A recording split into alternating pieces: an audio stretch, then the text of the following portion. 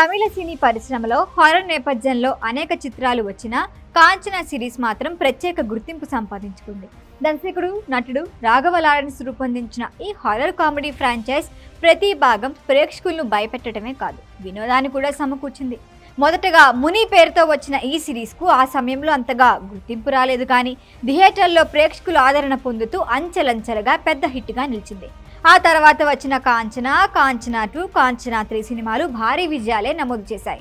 అయితే ఇక్కడ మనం చెప్పుకోవాల్సింది కాంచనా 2 చిత్రం. ఈ చిత్రంలో హర్రర్ ఎలిమెంట్స్ అత్యంత బలంగా ఉండటంతో ప్రేక్షకుల్ని సీరియస్గా భయపెట్టగలిగింది.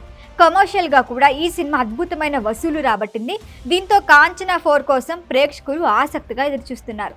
చాలా కాలంగా ఈ సినిమా గురించి వార్తలు వెలుగులోకి వస్తున్నప్పటికీ పూర్తి స్థాయిలో ప్రాజెక్టు ప్రారంభం అవటం మాత్రం ఆలస్యమైంది. ఇప్పుడు లేటెస్ట్ అప్డేట్ ప్రకారం కాంచనా 4 సినిమా షూటింగ్ పనుల్లో రాఘవ లారెన్స్ నిమగ్నమయ్యారట. ఈ చిత్రానికి సంబంధించిన కాస్టింగ్ కూడా చాలా ఆసక్తికర మార్పులు చోటు చేసుకున్నాయి. తొలుత పూజా హెగ్డే మరియు నోరా ఫతేహీల పేర్లు వినిపించాయి. అయితే తాజాగా రష్మిక మందన ఈ ప్రాజెక్టులోకి ఎంటర్ అయ్యారని ప్రచారం జరుగుతోంది.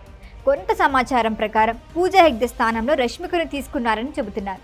అయితే ఆమె సినిమాలో ప్రధాన పాత్రలో నటిస్తుందా, ఒక కీలకమైన క్యారెక్టర్కు ఎంపికైనట్లు సమాచారం.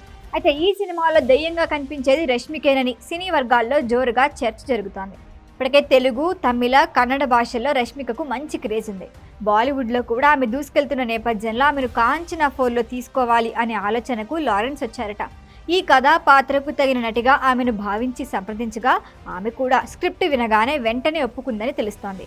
అయితే ఈ విషయంపై ఇంకా అధికారిక ప్రకటన రాలేదు. ఈ చిత్రం గోల్డెన్ మైన్ టెలిఫిల్మ్స్ బ్యానర్ పై నిర్మిస్తున్నారు.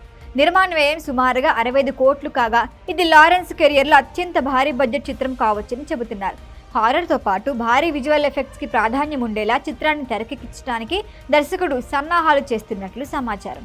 అయితే ఈ చిత్రం 2026 మొదటి అర్ధభాగంలో విడుదల కానుందని ఊహాగానాలు ఉన్నాయి.